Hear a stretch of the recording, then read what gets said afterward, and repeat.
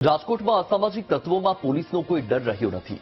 રેલનગરમાં અસામાજિક તત્વોએ હદ વટાવી હુમલાખોરે દુકાનદાર પર તલવારથી જીવલેણ હુમલો કર્યો। ઉધારમાં વસ્તુઓ દેવાની ના પાડતા આરોપીએ જીવલેણ હુમલો કર્યો। જયપાલસિંહ જાડેજા નામના શખ્સે આતંક મચાવ્યો। કરિયાણાના વેપારીએ પોતાની પાસે રહેલા બેગથી બચાવનો પ્રયાસ કર્યો।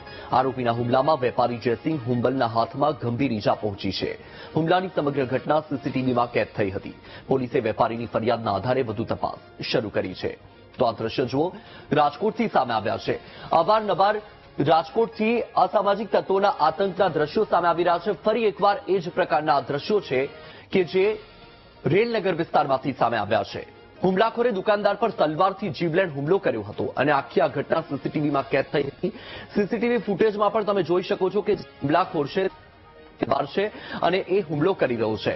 ઉધારમાં વસ્તુ આપવા માટે ના પાડી હતી અને આરોપીએ જીવલેણ હુમલો કર્યો। અહીં આરોપીએ તમામ હદ વટાવી છે। દુકાનદારે ઉધારમાં જે વસ્તુ છે આપવી કે ન આપવી એ નિર્ણય દુકાનદારનો હોય છે। અહીં આરોપી જે હુમલાખોર છે એ બેફામ બન્યો અને એણે જે દુકાનદાર છે તેની ઉપર હુમલો કર્યો। જયપાલસિંહ જાડેજા નામનો આ શખ્સ છે કે જે આતંક મચાવી રહ્યો છે। કરિયાણાના વેપારીએ પોતાની પાસે રહેલા બેગથી પોતાના બચાવનો પ્રયત્ન પણ કર્યો હતો। આરોપીના હુમલામાં વેપારી જયસિંહ હુંબલના હાથમાં ગંભીર ઈજાઓ થઈ છે અને હાલ તેને સારવાર માટે લઈ જવામાં આવ્યો હતો। તેની સારવાર ચાલી રહી છે। હુમલાની સમગ્ર ઘટના સીસીટીવીમાં કેદ થઈ હતી અને એ જ સીસીટીવી ફૂટેજ તમારી ટીવી સ્ક્રીન પર છે। રાજકોટના રેલનગર વિસ્તારનો આ બનાવ છે કે જ્યાં આરોપી દુકાનમાં વસ્તુ લેવા માટે પહોંચ્યો હતો અને ઉધારમાં વસ્તુ માંગી હતી। જ્યારે દુકાનદારે ઉધારમાં વસ્તુ આપવાની ના પાડી તો આ હુમલાખોરે હુમલો કરી દીધો।